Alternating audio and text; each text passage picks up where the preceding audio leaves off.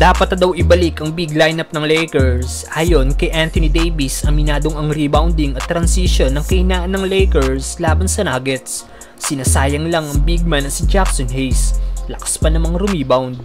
Pero bago yan, Dwight Howard gustong tumulong sa Lakers. Matapos matalo kahapon ng Lakers sa Game 1 matchup nila laban sa Nuggets, nagpost nga po sa kanyang Twitter account ang former Lakers at kabilang sa 2020 championship roster ng team na si Dwight Howard ng picture niya na may kapa ni Superman na animoy siyang magiging tagapagligtas ng Lakers laban sa Nuggets.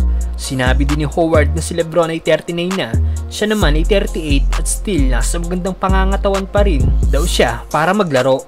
Well, matagal na nga po nagpaparinig si Howard sa Lakers na gusto niyang bumalik sa team at maglaro, pero hindi interesado dito ang Lakers. At kahit gustuhin man ng nasabing team na kunin si Howard ngayon ay hindi na pwede dahil dapat kinuha nila ito bago mag-playoffs. Isa sa malaking rason kaya nagawa ng Lakers sa talunin ng Nuggets noong 2020 West Finals ay dahil sa big lineup na ginamit ng team, kasama sina Davis, JaVale McGee at Dwight Howard. Dapat bang kinuha ng Lakers si Howard bago ang playoffs, mga brother? Samantalang Anthony Davis, pinatamaan si Coach Darvingham.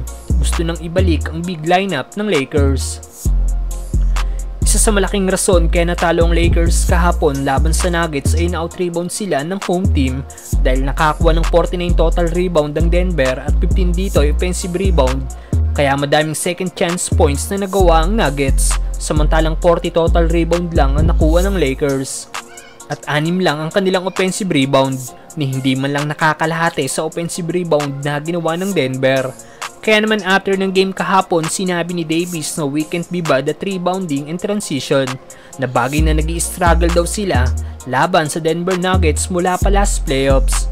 Sinabi pa ni Davis na ito daw talaga ang kanilang kahinaan, kaya kailangan daw nila maging better sa dalawang aspetong ito ng laro o kahit isa man lang. Sa sinabing ito ni Davis, pinatatamaan nga po nito si Coach Ham na ibalik na ang big lineup ng Lakers gaya noong 2020. Pwedeng-pwede nga pong gamitin ni Coach Ham si Jackson Hayes na isang 7-footer big man. Halos hindi rin nagkakalayo si Jackson Hayes kina JaVale McGee at Howard kung usapang hustle at energy lang.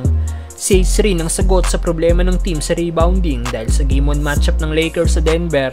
3 rebounds nga pong nagawa ni Hayes sa paglalaro lang ng 4 minutes.